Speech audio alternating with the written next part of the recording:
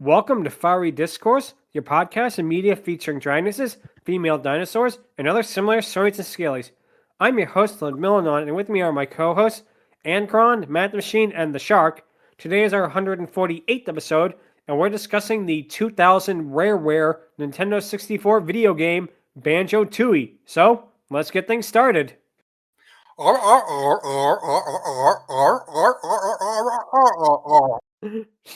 I would try to make a Kazooie sound, but I don't want to blow out my throat, so... Yeah. Anyways, math. Oh no.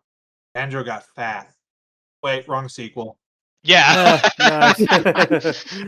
Anyways, that's my contribution. Rare was well known for their really great Nintendo games, some of which include the Donkey Kong Country franchise, but Banjo-Kazooie is considered to be one of their biggest and best franchises yet. It has amazing gameplay, it has wonderful music, and the sound effects of all the characters are just so instantly iconic. It really is a fun time, and with the original game being such a huge success, a sequel would end up being released only a few years later. Oh, go ahead, Angron.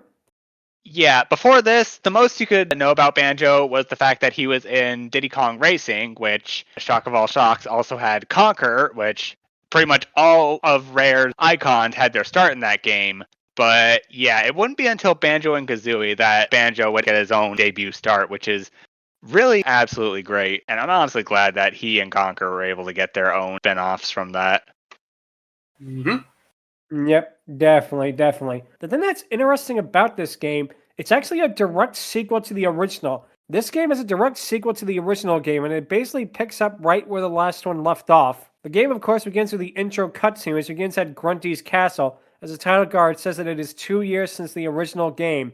After Gruntilda fell off the tower, she was then buried underground where she remained since then. We then pan to Klungo, Grunty's assistant, as he says that he cannot shift the rock that she has crushed under, remarking that it is all because of that stupid bear. And one fun thing to note, Klungo speaks with extended S's on all of his words. Banjo-Kazooie really likes doing these little verbal character traits with a lot of them. Yeah, and he does all that, and he's not even a snake. At least we're 60% sure he's not. Anyways, go ahead, Shark. Yeah, as you mentioned it, everybody on Gruntilda's quote-unquote team has some sort of verbal gimmick, like Gruntilda herself, who speaks only in rhymes, at least for a bit in this game. We then cut to Banjo-Kazooie, Mumbo Jumbo, the witch doctor, who speaks in broken English and has a giant skull for a head, so make that as you will, and Bottles as they all play cards. Mumbo says that he is winning as he has all of Banjo's cash. Banjo agrees, telling Kazooie that he has lost her birdseed money. She says, "Don't be so sure about that," then points outside and tells everybody that Grunty is out there. When Bottles and Mumbo go to look, she steals some money from Bottles' stash and laughs at this, which instantly shows you what kind of character Kazooie is, because, spoiler warning, we are going to be gushing about Kazooie a lot, because she is one of the, honestly, best written video game characters, I'd say, of all time. I'm not mincing words when I say that. Is it as gripping as something like, say, Lara Croft in that? No, but she is such a great personality. She is so much fun. Every single line out of her is incredible. I think what makes Kazooie's attitude stick out a lot is because she's a hero. Like, she's supposed to be the good guy of the game, or one of them, but she has an attitude that no many kids should get any ideas to imitate, let's just say. Oh, yeah, absolutely. And on her own, she definitely would be one of those characters that you just would not want to play with for very long. She's snarky, but that can more times than not run stale. Luckily, with Banjo helping circumvent some of her more, let's say, not desirable properties, it definitely makes for a very unique duo that we hardly ever get much anymore in video games. Like I said, she really is such a fun and funny character that it really is amazing just how much they've dropped the ball with Banjo-Kazooie over the years, so that is for another reason, which we'll get to after we talk about this game. They dropped the ball on Banjo-Kazooie? That's nuts! Oh. Oh, we will get to that. We will get to more of that later on. We then cut to outside where a drill machine rips through the entire rock as Grunty's sisters turned up. One of them, Mingella, tells the other, Blobelda, that they have to go rescue their sister before Blobelda lands on her thinner sister, trapping her. Inside, Banjo tells Kazooie to go and check, but she says that she's scared because it'll be dark. Mumbo says that he is brave and will go check. After he leaves, Kazooie instantly sits up and calls Mumbo a sucker, then steals his winnings as Banjo is surprised by this. And again, such a great character, like instantly. Yeah. Within the first 2 minutes of the game, you get such a good feel for her personality. Oh, good. Yeah, seriously. It's honestly pretty shocking that someone who is honestly such a minxy little shit can still bed Banjo. Oh, I'm sorry. Did I forget to mention? Rare confirmed that Banjo and Kazooie are boyfriend and girlfriend. So we basically have a dynamic duo who is in a sexual relationship. So, A+ there, Rare. A+ there. Opposites do attract. Klungo is lamenting that he could not save his mistress as the two witches appear, using their magic to levitate the rock and detonate it. Grunty comes out of the hole as it turns out in the 2 years since the game, her body has deteriorated to where she is a skeleton. Minjella says that she looks good and lost weight, but Grunty says that she needs a new body as one of her eyes falls out of her socket. She then says that she will leave to get her one, then whoop Banjo's furry butt. Oh, go ahead, Math. What I find funny is that even as just a skeleton, she looks still fat and rotund like she was in the first game. So I guess she really was just big boned. Yeah. Perfect. And yeah, Rare definitely has a great sense of humor, which we will talk a lot more about in this episode because, man, this is so much fun. You know, if there's one thing to mention, that this game really has such tight writing. Mumbo, after seeing this, runs off to tell the others, but he is then spotted by the witches. Grunty runs after him, casting spells as lightning strikes the ground. Back in the house, Kazooie says that she has her birdseed fund settled as Bottle says that she cheated. Mumbo then arrives, telling the others all to run as Grunty is coming. We cut to her casting a spell, then back to Kazooie, who sarcastically asks if Grunty also had two heads. This really isn't a shock because Kazooie basically asks everything in a sarcastic way. Yep. But Mumbo says it is not a joke and tells everyone that a spell is coming.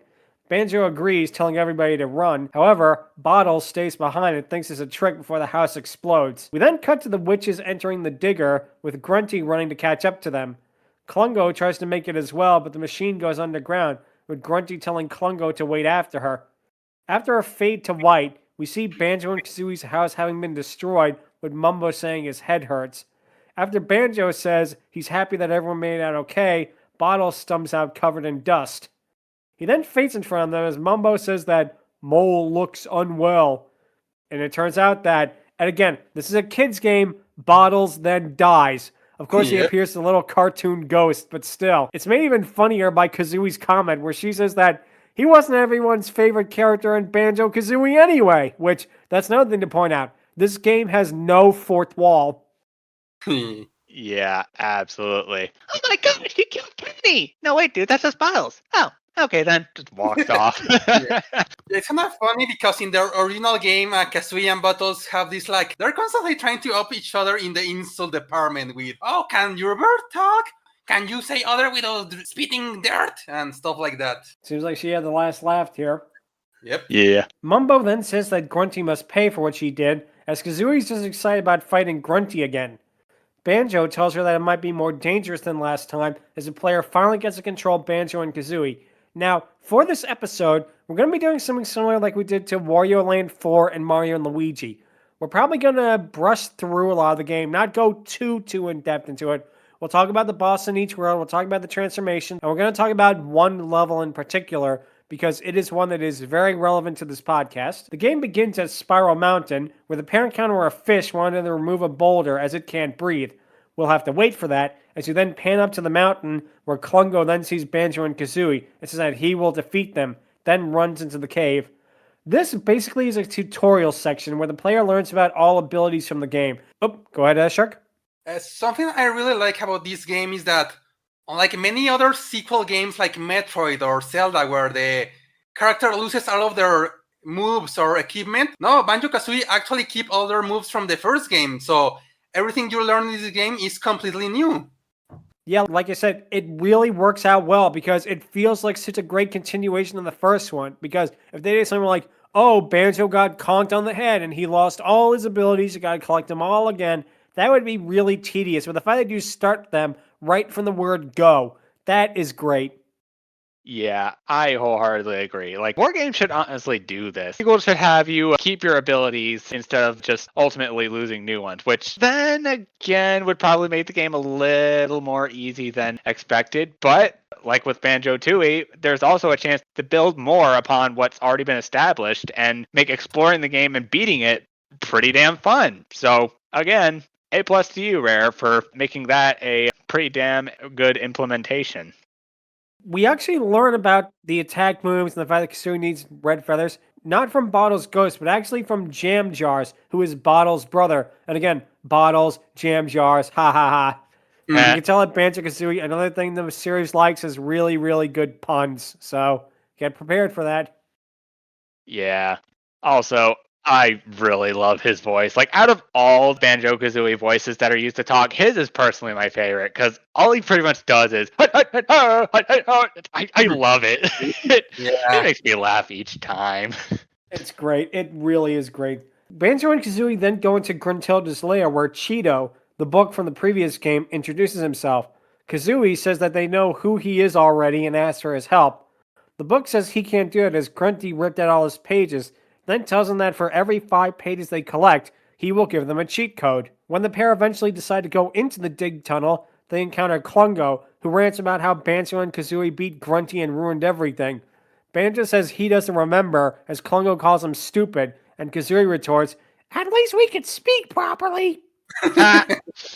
Burn. Yeah. Klungo then says the game ends here, then drinks a potion which makes him a giant. Kazooie quickly tackles him, causing him to return to normal as he drinks another one that makes a shield around him. Then he throws potions at the pair. After easily defeating him, he whines about Banjo and Kazooie not being any fair.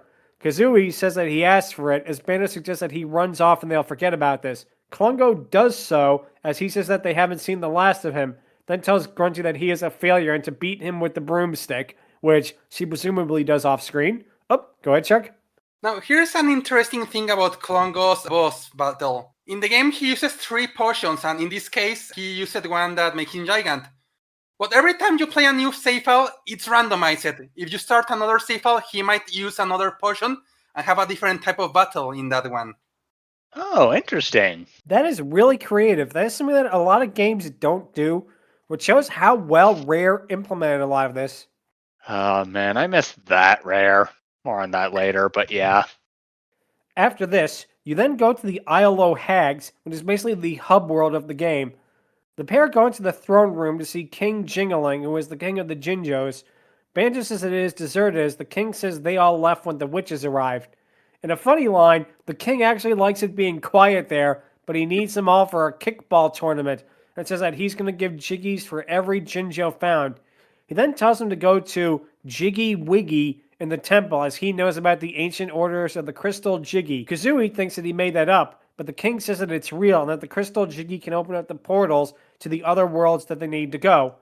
After the pair leave, we then get another cutscene as we cut to Gruntilda's lair, where a giant laser appears and fires on the temple. Although it misses Banjo and Kazooie, it turns Jingling into a zombie, draining his life force so she can have her own. And I will say this, at least it's marginally better than the movie Life Force. Oh, go ahead, Chuck. Well, here we can see another thing Rareware was famous for.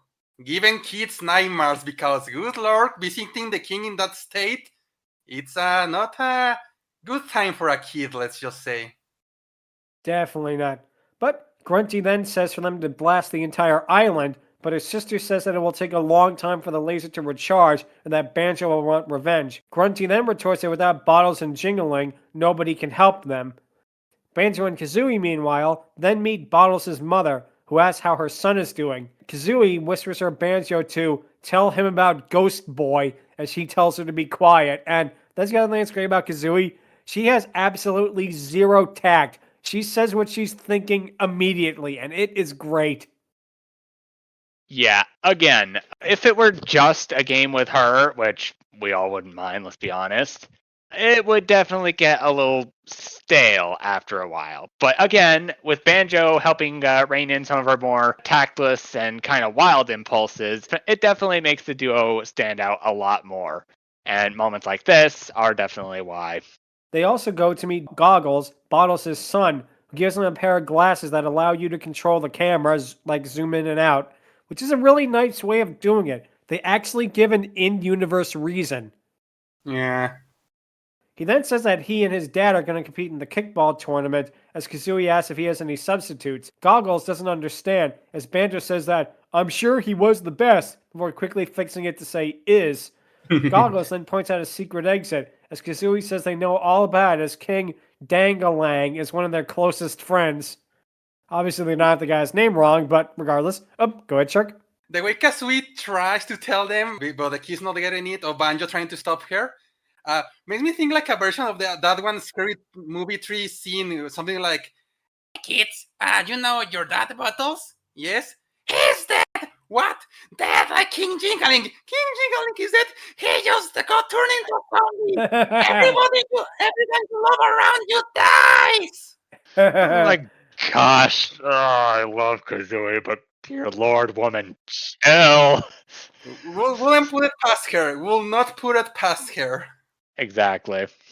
Amazing, amazing. What happens in actuality is that you then go to Jiggy Wig's Altar of Knowledge. You manage to save a Jinju in a nearby cave.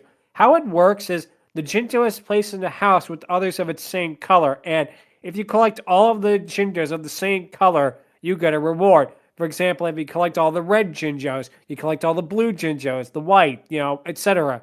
This is a cute concept, and again, it's a good way to build up the Jiggy count in the game. And it's randomized at each save file, so it can give more variety to it. That's very also true. You then go to the disciple of Jiggy Wig, who is a monk with a Jiggy head, who says that they will be worthy if they collect enough pictures of Jiggy Wig himself. Obviously, he's related to those other monks in that one Courage the Cowardly Dog episode. You had to touch the golden hat! We warned you! Nice. I love that. Was a funny one. But the pictures, of course, turns out to be Jiggies, as Banjo says how much that looks familiar. After collecting enough Jiggies in the hub world, the monk will let you inside. Inside the temple, Jiggy Wiggy himself is there, saying they must solve the golden monolith if they want to continue further. And, of course, the golden monolith is actually a giant jigsaw puzzle, where you control Banjo's hand and solve the puzzle. Once you successfully do it, the portal to the first world awaits. Now, the first world is called Mayaham Temple. It's set in a Mayan temple and jungle setting.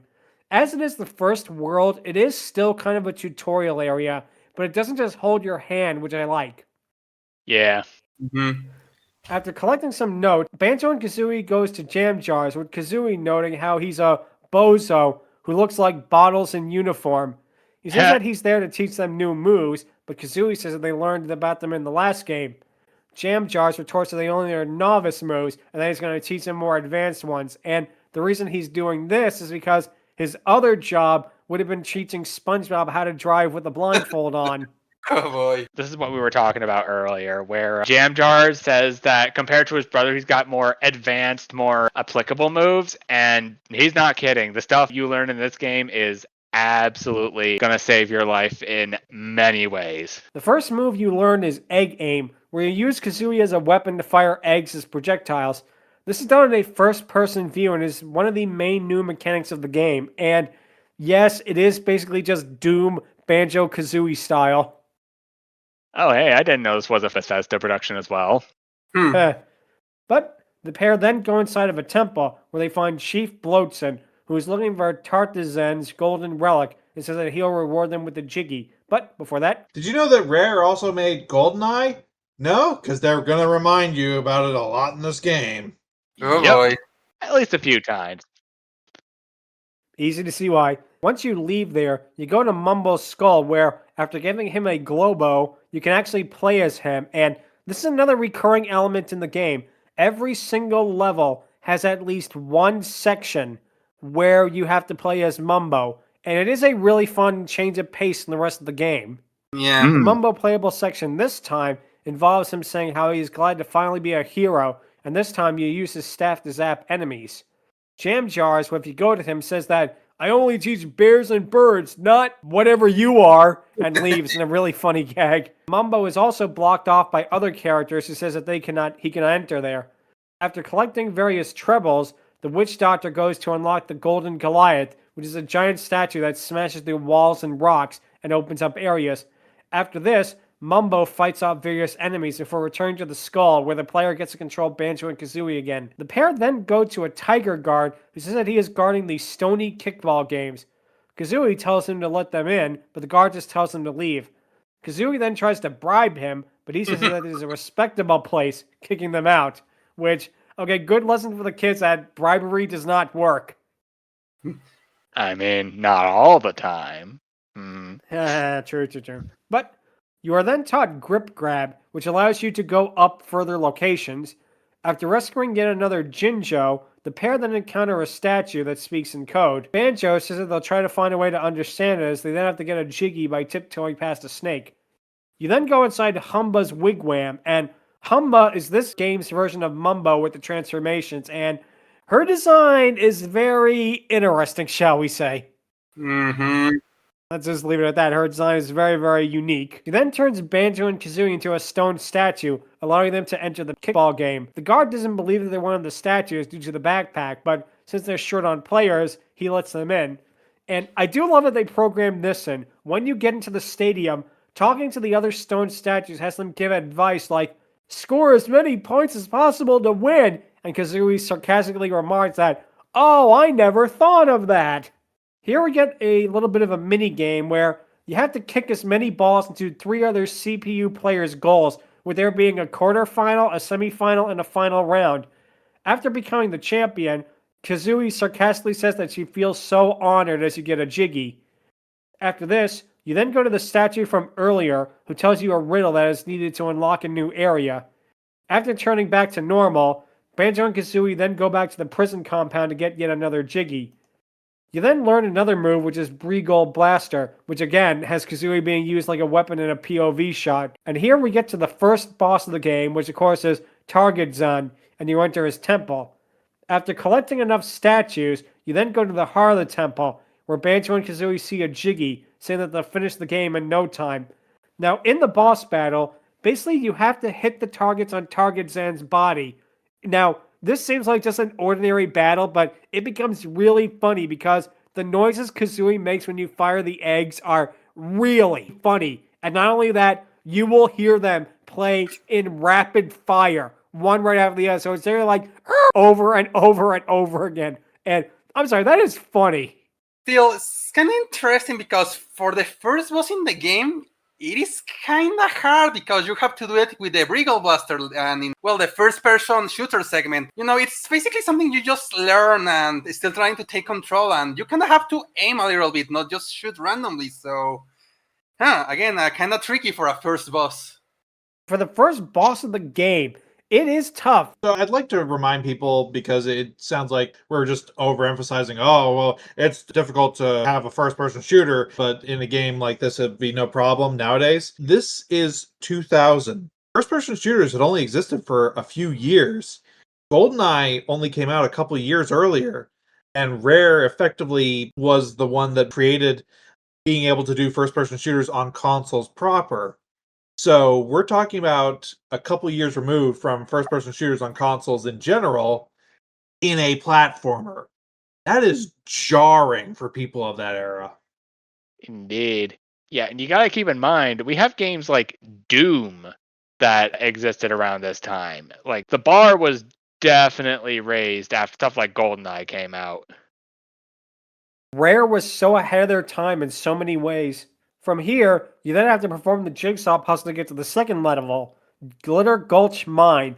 The theming of this level is a Western one, which is a lot of fun because a lot of them would just do a stereotypical underground level, but this is a cute one. However, this is where things get more difficult, and one of the more infamous parts of the game starting here. You then get the fire eggs from jam jars, which are now used more in the next world, but more on that later. When you get to Glitter Gulch Mine, items you pick up include the spring step shoes, which allows you to jump higher. After completing a timed run to hit a button, another part of the level opens up as you then learn the Bill Drill, which allows Kazooie to destroy giant rocks and free the Jinjos that are trapped inside of some of them. Banjo and Kazooie then go into a generator cavern where Kazooie uses her lava eggs to destroy the generators. After doing so to get a jiggy, you then go through a swimming session and save some Jinjos. You then get your next transformation, which is a giant detonator that can blow up blocked walls with TNT behind them. They then rescue Canary Mary, who is a very infamous part of the game, both in this level and much later on in the game. Oh, go ahead, Angron.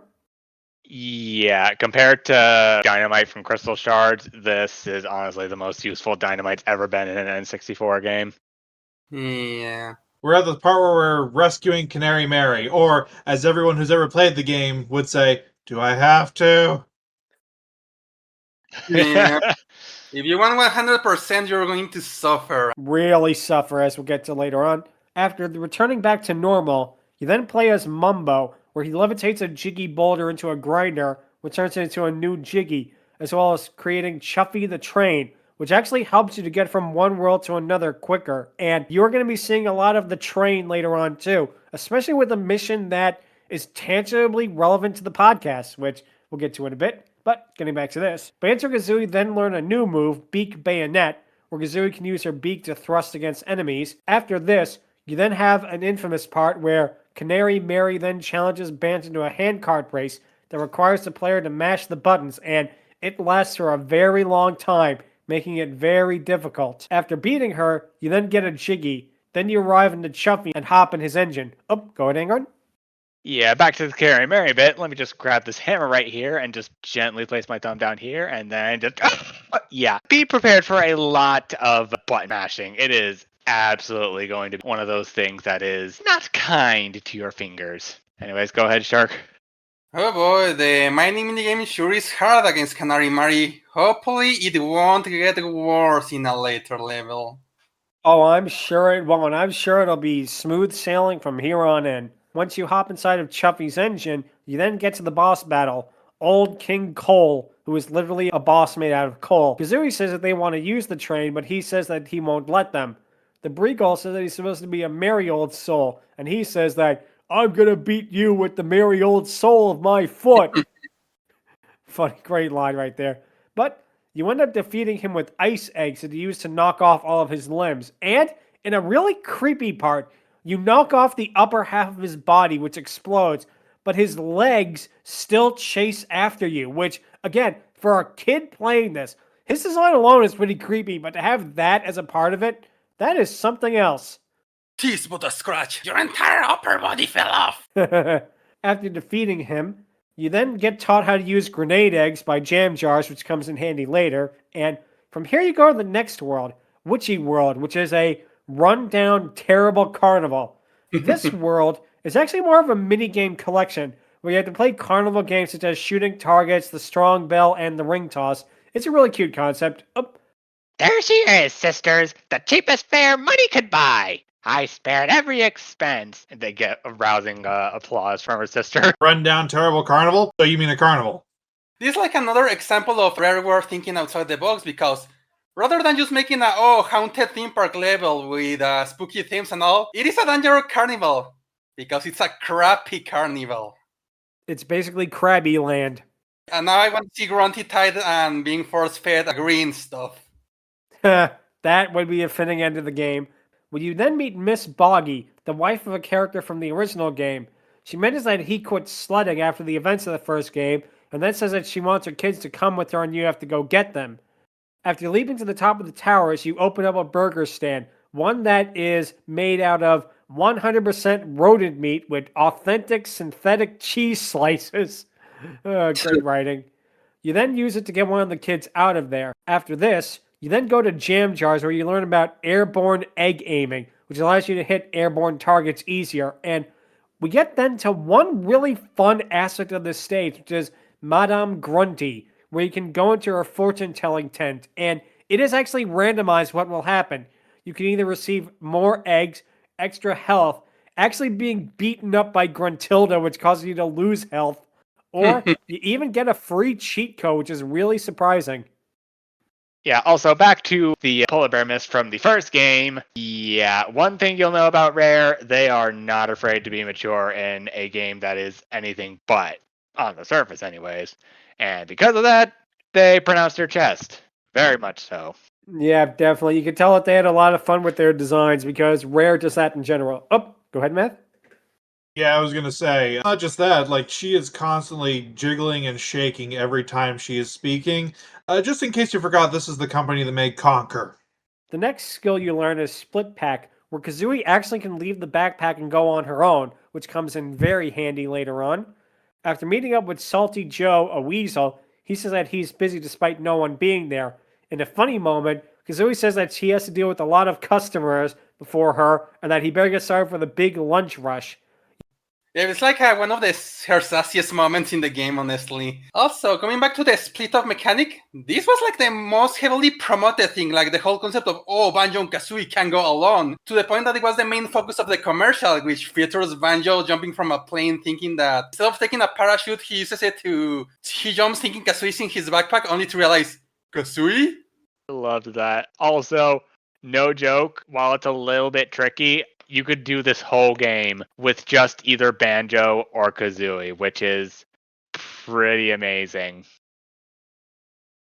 Yeah, it really is amazing. And we'll talk more about that in a second because what happens is Banjo and Kazooie then have to independently stand on a raised platform in order to solve a puzzle, which actually comes in handy a lot more often than you'd think it does. This then inflates the crazy castle, where Kazooie has to jump through hoops to get another Jiggy.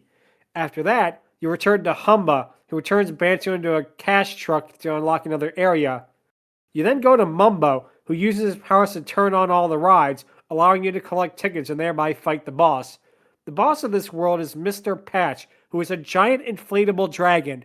Note that he is not a dragoness, but somebody is, and we'll get to them in a little bit.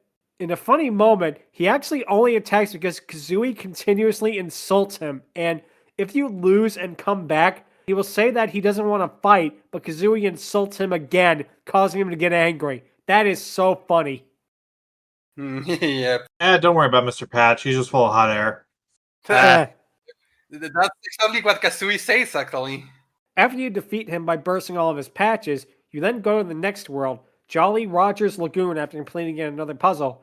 Here you learn all about ice eggs and how to use them, and this is actually one of the most popular levels in the game, because it starts with a small village where you have to turn off the waste polluting machines to make the water clear.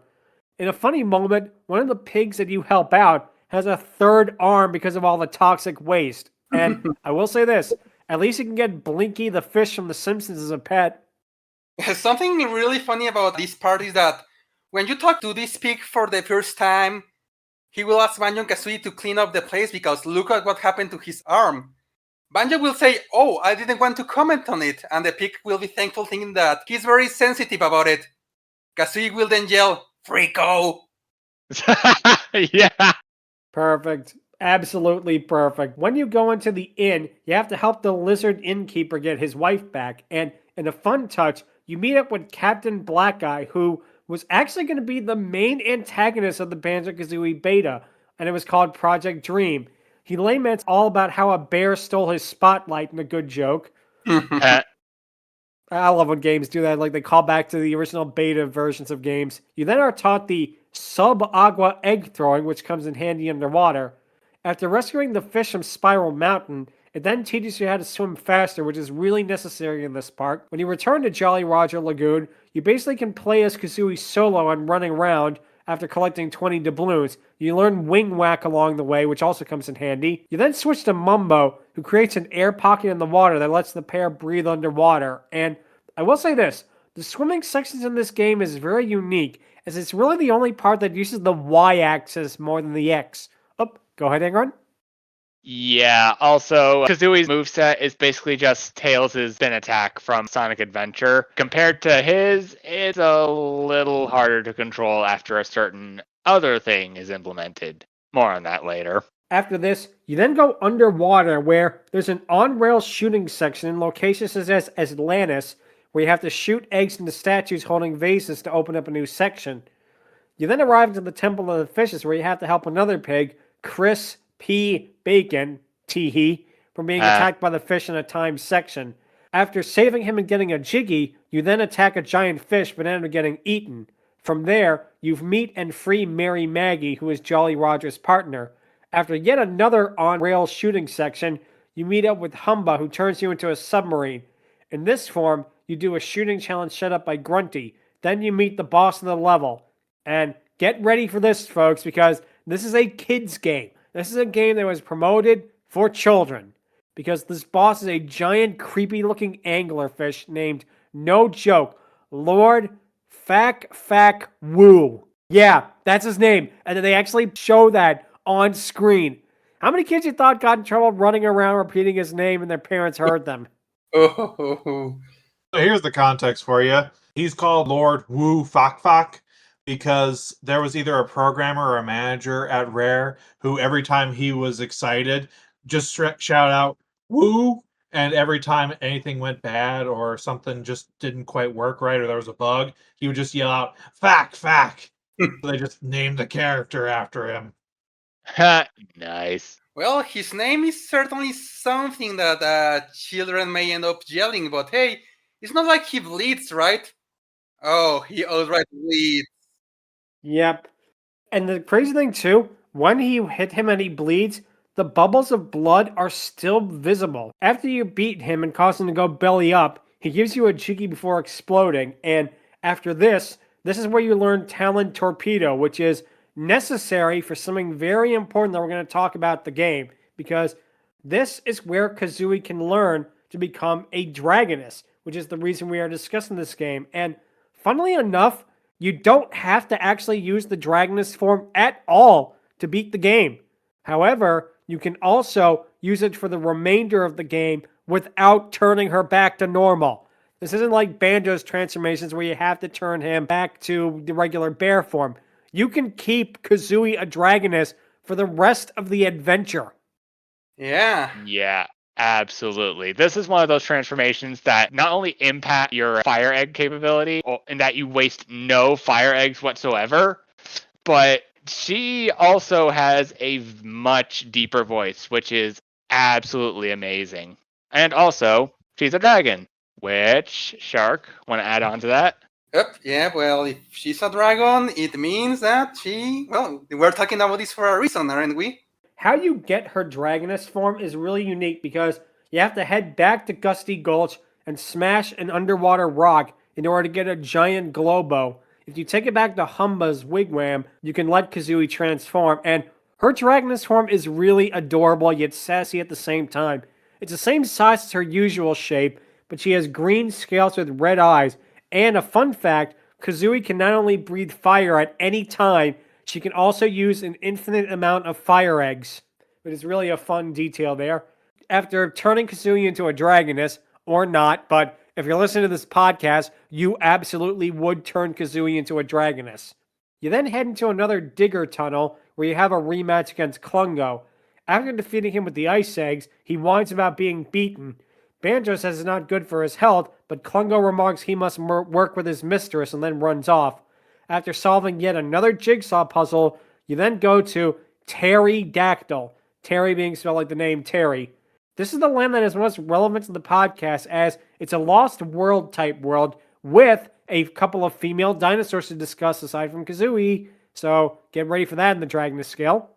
When you get there, you receive both clockwork timed eggs, which detonate on command, and the ability Spring Step. Use the former to get guards out of her way.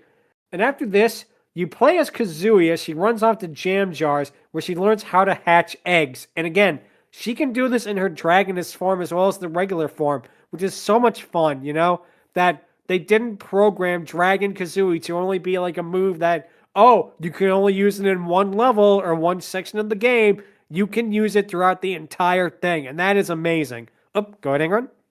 Yeah, circling back to the egg bit and the time clock, there's this artist who is absolutely as much a fan of Banjo-Kazooie as we are, Bassi Befuddle, who made a legit fan thing where one of the ticking eggs doesn't end up blowing up, and as such, Banjo and Kazooie keep him as their kid, which I absolutely love that kind of content and want to see more of it. After trying to hatch a giant egg, Terry, a pterodactyl, who sadly is male despite the female-sounding voice, so they cannot be on the Dragoness Scale, boo. He yells at her, basically that she's not ready yet. She then leaps to the side of a mountain and begins stealing eggs, causing Terry to yell at her to fight him when she gets upstairs. Kazooie then enters another room where she has to face on Stomp-Onodon, a dinosaur that is so huge you literally can only see their foot. And one thing to point out, according to canon, Stomp-Onodon is female. So this is probably the weirdest character we are discussing because it is literally just a giant foot. So no clue on how that's going to be on the score, but regardless. The other thing to point out is you cannot damage Stomp-Onodon in any way as she is just so giant. Nothing you can do can hurt her in any way. So what you have to do is you have to dodge your way out of there from her attacks, which is really a lot of fun. Yeah. If you've only seen her leg, I can only imagine what the rest of her looks like. If a giant boundary hunter tries to hunt Banjo-Kazooie so they don't get King Jangali's crown, I know where they can lead him to get squished by the giant foot! Perfect. But after you successfully make your way out of there, Kazooie then encounters a female Triceratops called Scrotty. Oh, before that, go ahead, Math. Since we have confirmed that Stomp-Onodon is female, I have to say this. Step on me harder, mommy.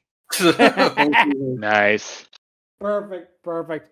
But Scrotty, she's a female Triceratops with blue scales, and her appearance actually does remind me a little bit, of some reason, of Ema from Dinosaur. I don't know why, but yeah, it just kind of reminded me of that. It turns out she has 3 children. Her son, Scrat, who does not have an obsession with acorns, thank you very much. It turns out that he's sick and he needs a doctor. She says that any doctor will do, bringing up the crazy shaman. She then continues that her other son, Scrit, came back tiny and is now too small to be a dinosaur. She then says that her daughter, Scrut, took some money and went to the train station. After Kazooie says that she will help Scrotty, the Triceratops is glad that, quote, not all characters in this game are evil, which, again, another really funny fourth wall break there. Funny thing about Scrit, there is this very interesting little tidbit in Banjo-Kazooie where near Mumbo's hut, there is a very peculiarly shaped passageway that leads to it. And let's just say it's a little more phallic than some were expecting. And that is ultimately tied into Scritty's size thing, and I think you could pretty much put together the rest. Anyway, Shark? Okay, one comment on that. Rareware. The answer to that is always Rareware. The other one is Scotty's comment of, oh, not every character in this game is a bad person. Banjo might be the only decent person in the entire franchise, honestly. Yeah. The pair then go back to Mumbo as the player places him again. He casts a spell to turn Scrit back to his normal size, much to Scrotty's delight. Her line about, maybe now he'll finally get a girlfriend, is a good one. Yes. He then makes Wumba's wigwam larger as the player switches back to Banjo and Kazooie. After dodging Stomp-Onodon again, you arrive to Terry where he demands his eggs back. Kazooie says that he will be extinct soon, but Terry says, not before you, as you actually engage in a boss battle. Now, this is not the end of the level. You still have things to do after the boss battle, which is really creative here.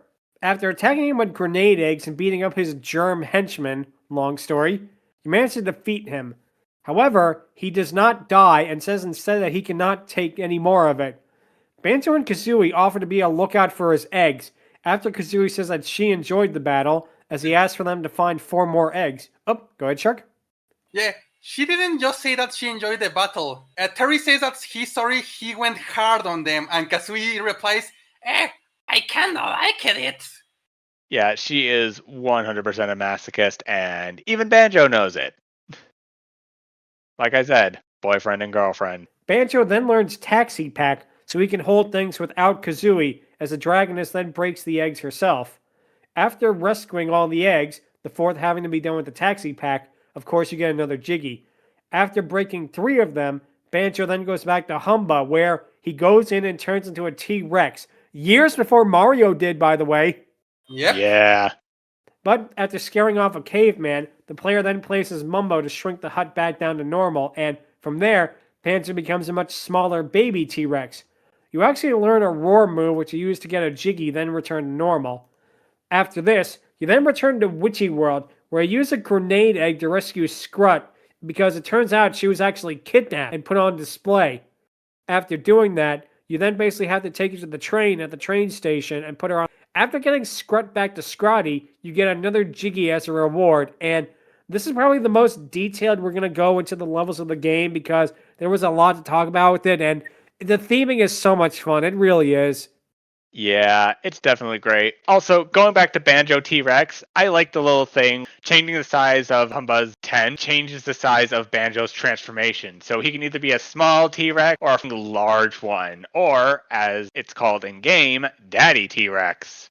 So, bet Kazooie might like that one, eh? You then go to the next level after doing the jigsaw puzzle, Grunty Industries, which is very infamous due to its difficulty spike, as well as having 5 floors that you have to go back and forth with different characters to complete. And yeah, this is one of the hardest levels of the game, and it's easy to see why. Oh, go ahead, Matt. You're now in Grunty Industries, or if I could give the kind of introduction that the player base refers to this, welcome to hell. Oh, yes. Do you have an idea of what this world is about?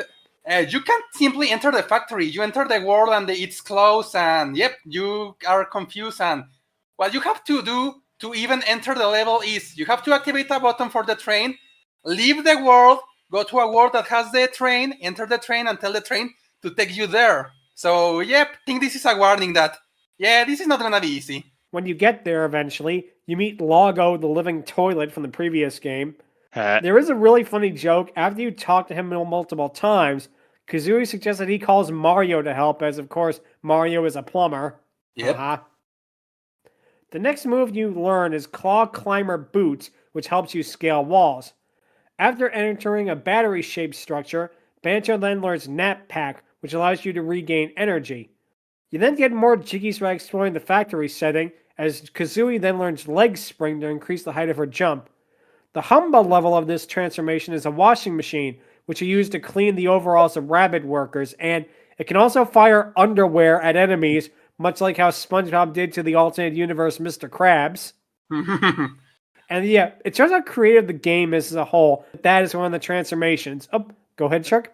Yeah, a cute detail about that is that the washing machine actually appears in the previous game. When Mumbo transforms you, there's a slight chance that he actually turns you into the washing machine and he goes, oop, Mumbo got wrong spell, and then turn you to the thing he was meant to turn you. So they make a whole moveset out of that. That's fun. That is cool. They actually made it useful in this game. Kind of like how Kirby, the sleep ability was always a joke. Then in Kirby Fighters, it actually is surprisingly overpowered. Also, back to the shooting the underpants thing, I know a certain tighty-whitey wearing superhero who's probably going to sue. After turning back to normal, you have to use Drill Peck to unscrew some areas, while then turning into Mumbo to turn off a magnet. Then you have to go back to Wumba to turn to the washing machine, and you have to do all this to open up the boss door, something that was not needed before this. And to make things even harder, this is a timed mission. If you take too long to do it, you fail. So this is all really, really a huge difficulty spike compared to the first 3 levels, and it's easy to see why.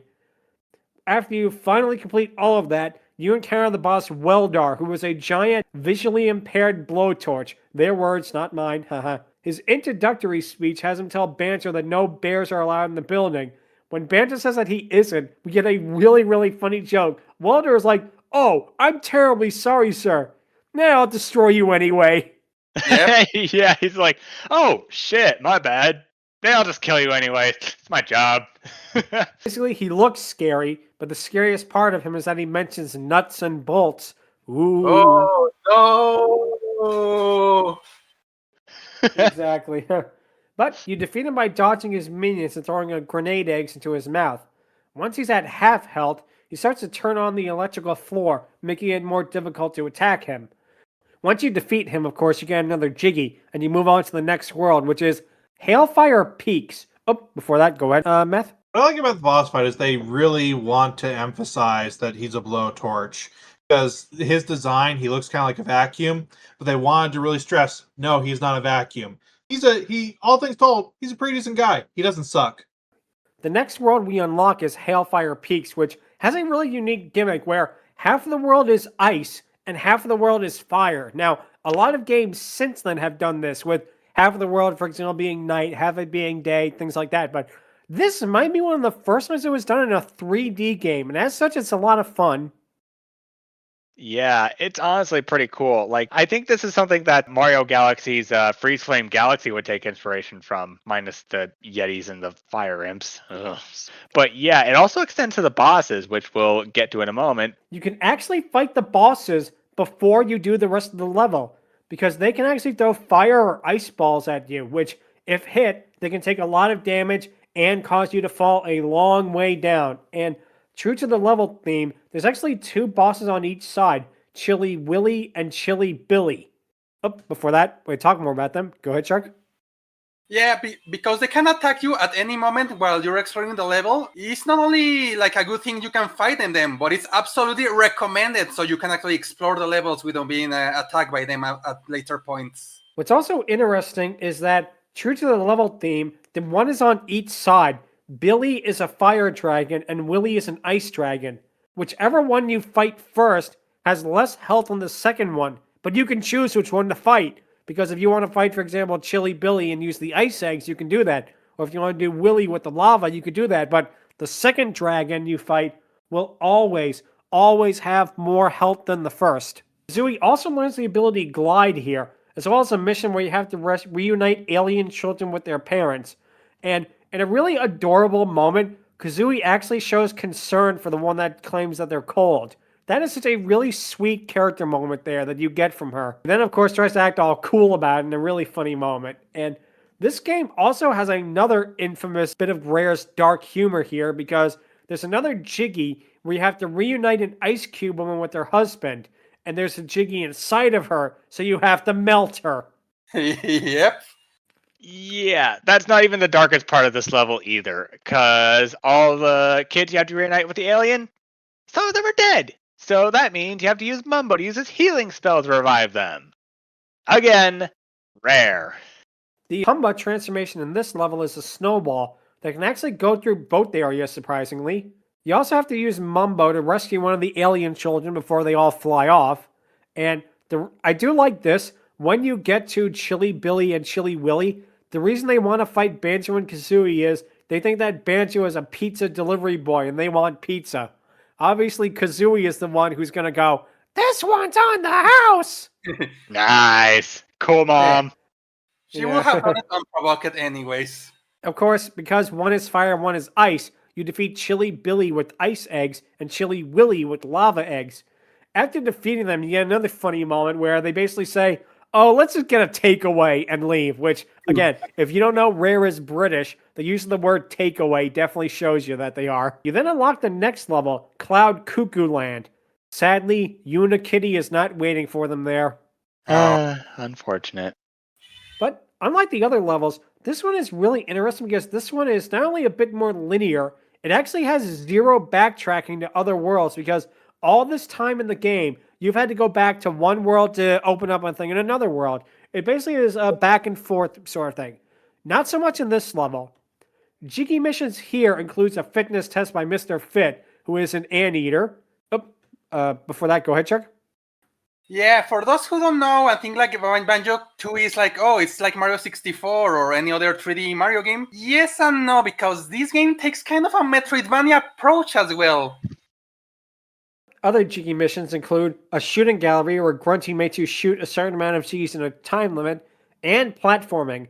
The Humba transformation here is a tin can, and you actually learn a move by jam jars that goes along with it. One thing that is fun is, sort of like the washing machine move earlier, you actually turn into a bee like you did in the previous game, and this is actually the only transformation that compares from the 2 games. Not kind of the washing machine one, but that didn't count because you didn't really get to play as it. It also has the most infamous part of the game, a sky race with Canary Mary, which, if you don't know about this, this is infamous. You have to rapid fire hit the A button over and over and over again. This is second only to the infamous Mario Party rotate the stick minigames for how much that this will actually physically harm you. You actually have the option to pause during the race. Like, Rareware knew that players were going to need to rest their palm for a long while at intervals. And the reason it's the A button is because the player is probably going to be screaming the whole time. So actually, Canary Mary's rubber banding is legit broken. It's a bug. She will go faster than the player.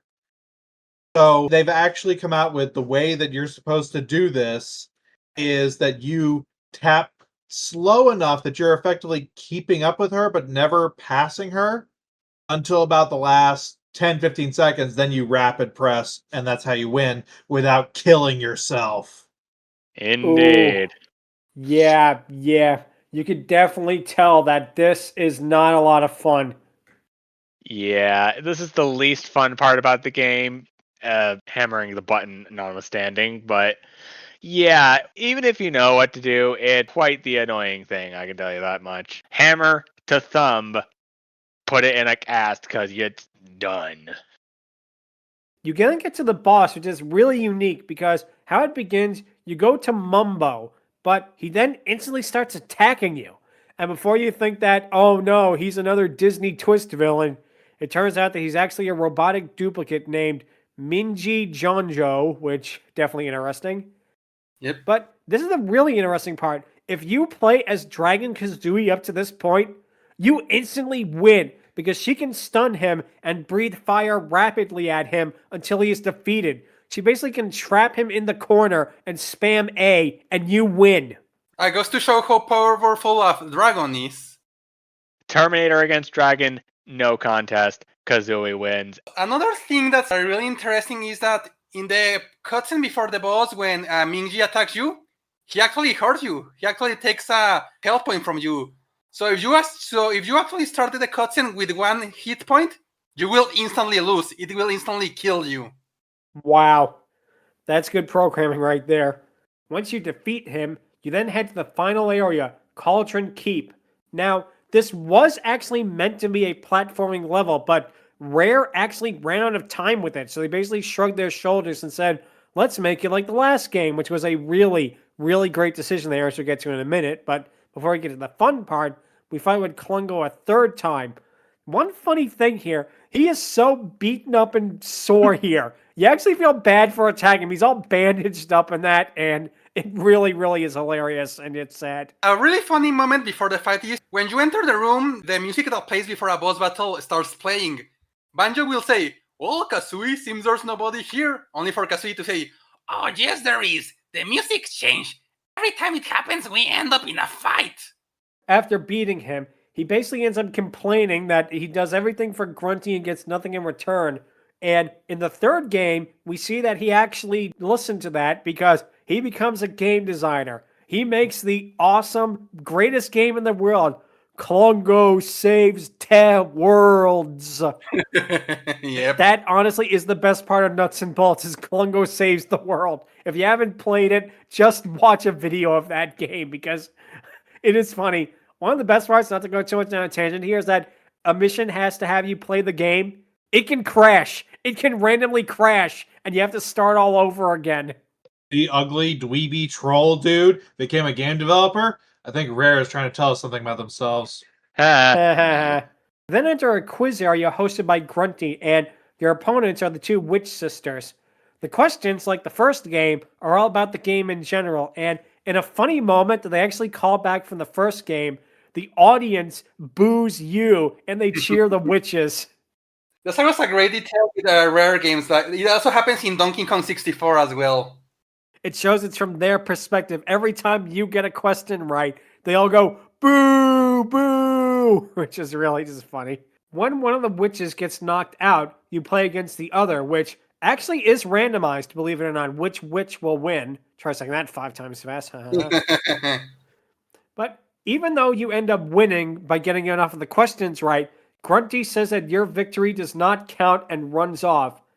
After that, you then use the bean to revive Bottles and King Jingling, and it's here you get to the final area of the game, the Hag 1, which actually was the drill tank from the opening cutscene in a pretty fun moment there. This actually has 10 stages to it, which we'll go through a lot of them right now. The first one is Laser Tag, where she turns on 2 lasers and makes it spin around. Eventually, she pops out of the hatch and will ask you a question. You have to answer it in 5 seconds, and if you get it right, she ends up using a slower attack. After that, she then turns on all 4 lasers and makes it spin around at a much, much faster rate. And of course, she then pops out and asks yet another question with the same thing happening. After you end up defeating the laser section, she then activates the cannons. Basically, you have to run around in a circle and avoid this before shooting at her. And of course, she has the question, which she uses pretty much in almost every stage of the game. She then does it again with another cannon, and this time it spins faster and has a larger blast. There is also an 8-directional shrapnel, which, if you get hit, it will hurt you a lot. Stage 5, we're halfway there, is the one where she uses the drill, where basically you have to avoid the drill from attacking you, and she will change direction every now and then to try and catch you, so you gotta be really careful with that. However, in a funny moment, which again is the final part of the game, yet they still put in jokes, because of her reckless, crazy driving, the engine will eventually sputter out. She's a witch that usually uses magic, not a mechanic. You then have to do the same thing with all 4 lasers on. Once you do that, you manage to finally destroy the ship. She becomes so fed up, so then she just starts casting spells and you get no more questions. After this, you're basically in Bregold Blaster mode for the rest of the game. After beating her in this mode, she then sends out minions to attack you. She then releases purple cyanide and mustard gas in the air, and yes, again, this is a kid's game. You have to do this part timed before you run out of oxygen. She then finally stops messing around and prepares the most powerful spell ever, and it's here where we find out Gruntilda's last name, which is Winky Bunyan. Yeah. Whoever came up with that name just did not like life. Anyways, go ahead, Shark. I love how Banjo-Kazooie take the opportunity to mess with her even more. Kazooie messing up with her is like expected, but even Banjo of all characters making fun is like, yeah, Banjo does not like Grunty at all. He is just so done with her. However, once you do is if you hit her with an egg while she's holding the spell, she ends up dropping it. However, she then ends up not being able to find the spell in time, and the hag one, along with her body, explodes into a million pieces. And that's it. You have officially beaten the game. Go-ho! Uh-huh. This is not the end, as you get another ending cutscene where Banjo and Kazooie head to the party at Bottle's house. However, when you get there, it's already over, as Klungo has already switched sides, and he managed to eat everything in sight. Everyone, of course, is really, really pissed off with each other at this until Bottles tells them to all shut up. However, this is probably the best part of the game, or one of them rather. Kazooie says that she has a fun idea, and she leads everybody to the top of Cauldron Keep. What they do, and this is the end of the game, they start playing kickball with Gruntilda's severed head. Yes. Yeah, it's that kind of game. Yep. And in the midst of being punted around like a kickball, Gruntilda utters these final words. See you in Banjo 3! In 25 years, Grunty. I'm still waiting, Grunty. What is your revenge in Banjo 3, Grunty? God damn it, Grunty! Banjo-Tooie got good reviews and sold well, which actually led to some pretty solid GBA spin-off titles that actually do continue the story. They are a lot of fun, actually. I recommend them. They were made by Rare, I believe, and it's kind of around the same time they did the Donkey Kong Country ports, and yeah, they are a lot of fun. I'm not going to lie, they are really, really well made. However, we then get to the rough portion because Rare was then sold to Microsoft in honestly one of the worst, dumbest, boneheaded business moves of all time, because the only reason Microsoft bought Rare, they thought Rare owned Donkey Kong. Whack, whack, whack. If anyone had eyes could tell them, Rare did not own Donkey Kong, but they didn't know that. And the next Banjo-Kazooie game was Nuts and Bolts, which infamously completely changed the gameplay. Rather than being a platformer Metrovania collectathon, it's now a cart building game, and it is like, it's not a bad game, but it's not a Banjo and Kazooie game. If it starred 2 completely unknown brand new characters, it would be fine. It would be a perfect 6, 7 out of 10 game maybe. But the fact it is Banjo and Kazooie 3, and it is nothing like Banjo and Kazooie, it's a shame. It really is a shame. Yeah, I gotta agree. Like, the kart building and kart racing aspect, not a bad idea. Not exactly unfamiliar territory, say for the kart building thing. But I think the biggest problem comes from the fact that they pretty much said at the beginning, oh, 3D platformers aren't important anymore. No one wants to see that. And we're like, we kind of do. I mean, stuff like ukulele's keeping it alive, so why can't this? Yeah, infamously, some executive at Microsoft told Rare that no one likes platformers anymore, so they were told to change it to a open world art style game, which again, hey, good idea for like a new property or an original thing, not for the platformer Banjo-Kazooie.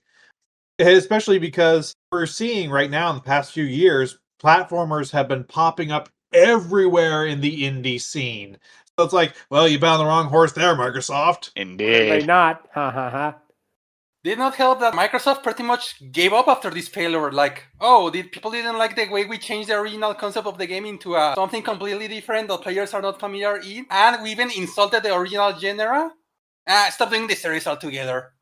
Just be thankful it didn't end up like the Power Rangers where Hasbro sold off the costumes for Power Rangers. Rare, by all accounts, got lucky. I think it's telling when the most love the Bear and Birdo has gotten in years didn't come from Microsoft, but when they went with Nintendo for their Smash Bros. Cameos and their games being added to the Nintendo Switch. So, yeah, I think it's clear who really cares about them at this point. Unfortunately, even though Banjo-Kazooie, the franchise, seems really dormant, maybe we will one day. Because it's such a good, fun franchise. We need more of it. We really, really do need a lot more of it. Oh, at this point, considering how much Microsoft has shown that they don't like when Rare does a platformer, I would not be shocked if we got Banjo-Kazooie 4E and it was a Connect 4 exclusive. We are now going to get to the question of the week, which is, what is your favorite Rareware game? I'm going to go first, and my answer is actually one that is pretty both cliche and rather not unexpected. So, to that end, I'm going to say, I'm sorry, it's GoldenEye. One of the best shooters of all time, the best James Bond game ever made. I will stick by that. And yeah, it is such a lot of fun. I mean, are the graphics all that great? No, you have the weird polygonal faces, which are really have not aged well in a lot of ways, but the gameplay is so good. And you can tell Rare, maybe because they were a British company, they loved Bond. They had so much fun with it because not only does it focus on the GoldenEye movie, which is great, by the way, one of the best Bond movies, but it is such a love letter to the franchise as a whole because in the multiplayer, you can play as characters like Oddjob. You can play as characters like Jaws. You can play as characters like Baron Samedi, which, yes, James Bond actually did have a voodoo priest in the movies. Look it up, people. It is really, really a lot of fun. It was so well received, actually, that Bond was actually considered to be in Melee, and apparently he got pretty far in development. I don't know if they would have had to pay a royalty fee for Pierce Bronson every time they would have used him, or if they would have switched him to Daniel Craig by the time that they did Brawl. It is such a well-made game. It is one of the most iconic things. I mean, the game is almost 30 years old now. It really has not aged all that much. It's really telling when something like SMG4 still references it to this day. There are 2 models from that game that were made into their own characters, and we have GoldenEye to thank for that. Really does feel like the best Bond game, and there is some really, really fun other Bond games too. Everything or Nothing is great, and famously, they actually got Richard Kiel back as Jaws in that one, so that's the second best game for that alone. They actually got him to do motion caps and vocal growls for Jaws, which is awesome. Yeah, like I say, my favorite Rare game is going to be GoldenEye for sure. Angron, what would yours be? Yeah, speaking of cliche, but yeah, I'm gonna have to go Star Fox Adventures. I'm sorry, but that game right there is the game that introduced quite possibly one of the best characters that Nintendo has been sitting on for years, Crystal. Her debut, while not the most prolific, definitely paved the way for Astalt and her voice actress, Estelle Ellis, to absolutely stand by her for years. This woman has Crystal stuff on her Twitter account. That is how much this game has impacted her. But it's not just that either. It's the fact that this game was initially going to be Dinosaur Planet. However, because they themselves were having trouble trying to get it off the ground, Nintendo came in and said, hey, how about we Star Fox that shit? And they're like, Okay. And yeah, it was made like that. And just there's so much to love about this game. The dinosaurs are pretty amazing. We might cover that later. I also love some of the puzzles you can do here. Like the locations are just breathing life that definitely makes it feel like an ancient world that feels like it's both lost in time yet in place in the Lilat system. Man, and the plot twist, which I'm not going to spoil, but it's just... Speaking of Crystal, fun fact, the reason Crystal was kept when the game was turned from something original to Star Fox, Miyamoto himself said that Star Fox needs more fan service. Fair enough. I mean, while the guy wasn't exactly thrilled with Donkey Kong having a shotgun, I'm glad he was A-okay with keeping Crystal. That was a great decision. And I will say one thing, too, is it really is a lot of fun. Let's see, Math, what would your pick be? What Connect sports game am I going to go with? Decisions. Mine is going to be a bit different, and the reason's going to be a bit different. I'm going to need a minute to explain this. I'm going to go on a bit of a tangent here. And as soon as I start this, I'm pretty sure you guys are going to get this instantly. So, on the internet, there is a thing that is known as I'm not a furry, but typically to indicate there is a particular character that is well designed or just well done, that even though they are anthropomorphic, they are just well liked by the masses at large. Hallie Briggs, Minerva Mink, Lola Bunny, Maid Marian and Robin Hood, etc. These kind of characters. Rare created one of these characters in Crystal the Fox for Star Fox Adventures. And that's why I'm going with Star Fox Adventures, because the cultural impact of that game cannot be understated. She is one of only like a few dozen characters that fits into that I'm not a furry, but she is known far and wide. You could not be a gamer and you would still know Crystal Fox. She is that prolific in just modern cultural zeitgeist in general.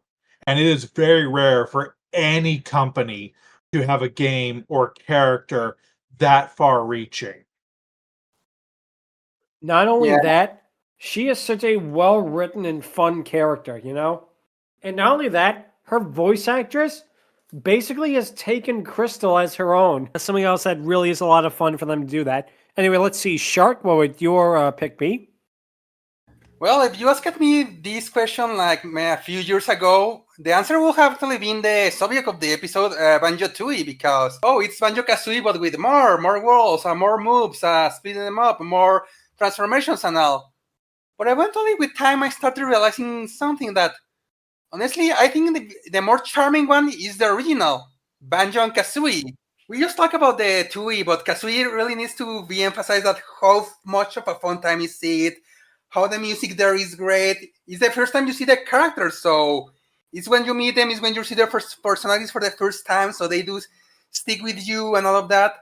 The level designs, while not big, they certainly are more contained, but in a more fun way. Let's say that, you can do most of the works in one go without needing to leave, so you don't break any immersion you are having. Even the few characters that are in are memorable, like the giant mummy hand, the crocodile, the bird that the Banjo-Kazooie kind of raise a bird on their own in the final Click Lockwood level, and this moment that sticks you with, they stick with you. And heck, I will say that even stuff like the hub or the elements have more wonder into it. For example, when you're timed in Banjo-Tooie, the numbers on the timer are just like, white Arial or Times New Roman numbers that go down. But in Banjo-Kazooie, they're like these big, round, colorful numbers that bounce. They are accompanied by this clockwork and all of that. So yeah, there's more stuff like that in Kazooie, like more things the producers played with, because Banjo-Tooie was kind of made in a rush at the end.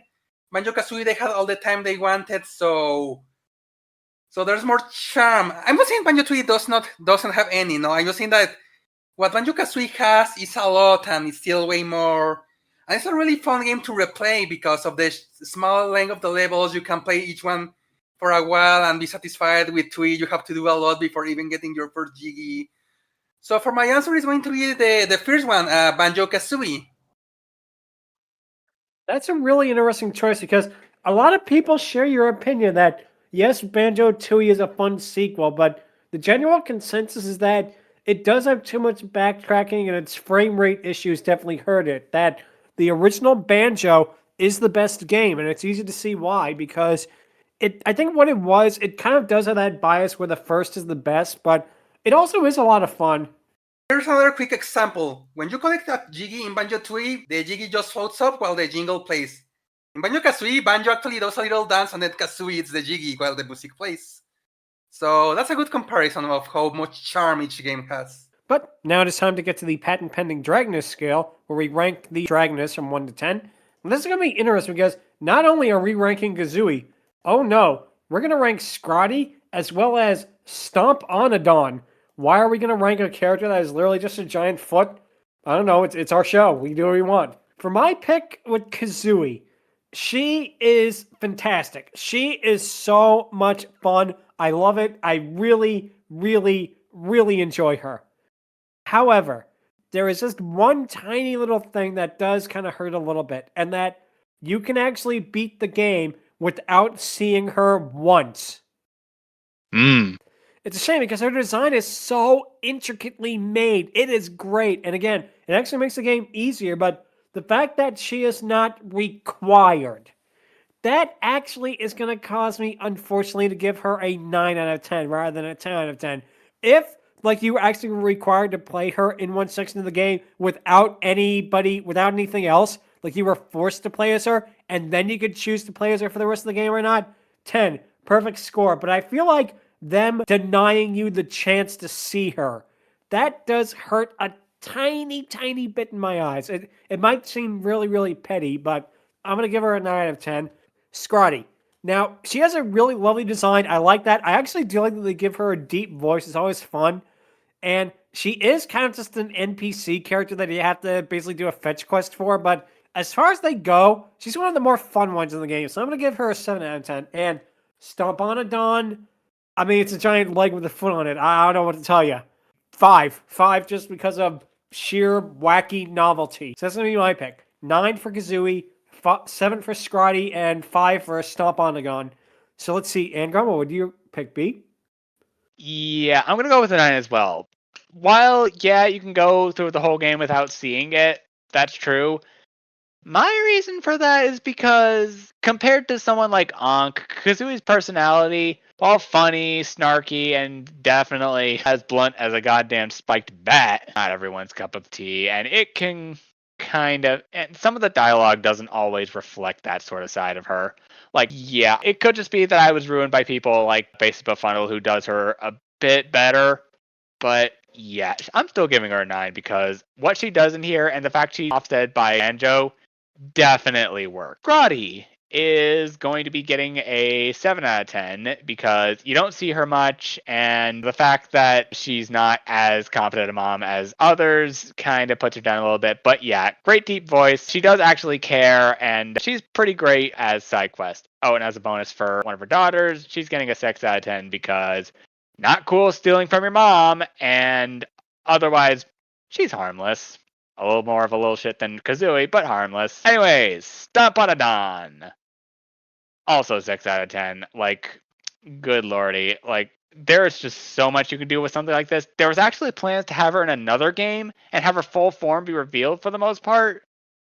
But sad to say, she is ultimately going to get a 6 out of 10 because we just see her legs. It's like that interdimensional dino stripper from Rick and Morty. Because, like, you don't see all of her. You only see a little bit. But it's that little bit that definitely makes it worth it for the most part. Even if everything else can be a little off. But unlike that, everything else is also worth the price of admission for her. So Kazooie, 9 out of 10. Scrotty, 7 out of 10. Bonus Daughter, 6 out of 10. And Stomp-On-A-Don, 6 out of 10. That's going to be it. All good, all good. Was not expecting Scrotty and Stomp-On-A-Don to get the same score, but that's part of the fun of the Dragoness Scale. Yeah. So let's see, Matt, what would you give the characters? So design-wise, Rare made them all look great. They did fantastic work with the N64. Their artistry is top-notch. So they're all great looks. Top quality right there. That's not in question for any of these. Kazooie is a 9 as well from me, and it's actually for a slightly different reason than you guys. You guys have been saying that it's because she's optional to be a dragon. Mine is actually more, and this is unfortunately a limitation of the game, and probably because of the N64 limitations. When she is a dragon, they keep referring to her as bird and bear, not dragon and bear. And that just throws me out every time I see that in the dialogue. There's no acknowledgement that she is a dragon. They just keep treating her as if she is the bird, and that just hurts. That's why that brings that down to a 9. Scotty is a 7 because, well, decent side character, quest giver. That's the one flaw of the Banjo-Kazooie games. Their main characters are all fantastic. Their main side characters are good. Their quest givers are kind of generic. Like they imbue a little bit of personality into them, but otherwise they're just more there to give out the quest than anything else. And unfortunately, Scotty kind of fits into that as well. And Stompnodon, I'm giving a 6 for the sole reason of the "step on me, mommy" joke. I'd rank her that high too. Let's be honest. So yeah, that's good right there. And let's see, Shark, what would you give her? Well, there must be some nostalgic bias here, or I know these characters for a long time. But I have to give Kazooie a 10 out of 10 because, I mean, even if the dragon form is optional, the character alone is like great. Like we discussed it, she's so sassy, she's rude, she's a little shit, but all of them in a good way. And hey, you can consider like her dragon form like a reward for going out of your way rather than something that they didn't give you on the way. So, well, that's one way of taking it, at least for me. And yeah, the dragon design is cool. Like I like the green. How they were able to translate all her moves because everything a bird does cannot a dragon can do as well. So we can still keep Kazooie being herself without changing much and all of that. So for that, I'm giving her a 10. Now, Scrotty is probably among the entire franchise one of the nicest NPCs, and her quest is probably one of the most important ones in Pterodactylan outside of Terry. So she gets enough screen time, and she has a great design, a great voice for the clips they use for her. I'm gonna go with a 7 for her. And finally, Stompadon. Yeah, she's like a giant foot, and she doesn't show any personality and all of that.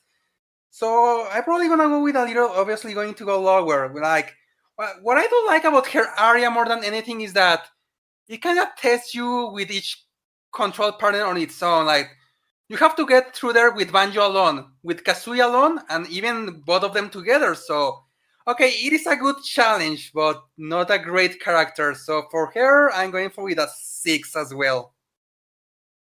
Okay. So yeah, really interesting score here. Stompodon, for being kind of really a joke character, got a better score than some actual Dragonesses we discussed. So I don't know what that says, but certainly says something. If you have any questions, or if you want to suggest that Kazooie looks better as a Bree-Gold compared to a Dragoness, or vice versa, you can feel free to email us at fiarydiscourse@outlook.com. Visit us on Twitter at twitter.com/fiarydiscourse. Visit us on Blue Sky at Blue Sky Fiery Discourse. Be sure to subscribe to the YouTube channel and subscribe to the playlist. Like and hit the bell icon. Leave a comment. Any and all comments are appreciated. Also, one of our co-hosts, Lucky Evie, is looking to move to a group home in the UK that will also be in the description. Next week, we're going to be talking about the 2019 movie Teen Titans Go versus Teen Titans, which is definitely going to be something that is very, very interesting, to say the least. Indeed. Do we have to? Well, we got to just rip the Band-Aid off because what we have the following week is our 150th episode, and that's going to be a little surprise, which is going to be a lot of fun. So, until then, thank you all so much for listening, and take care. Yeah. Go. Go. Peace out. Adios, and see you all next week.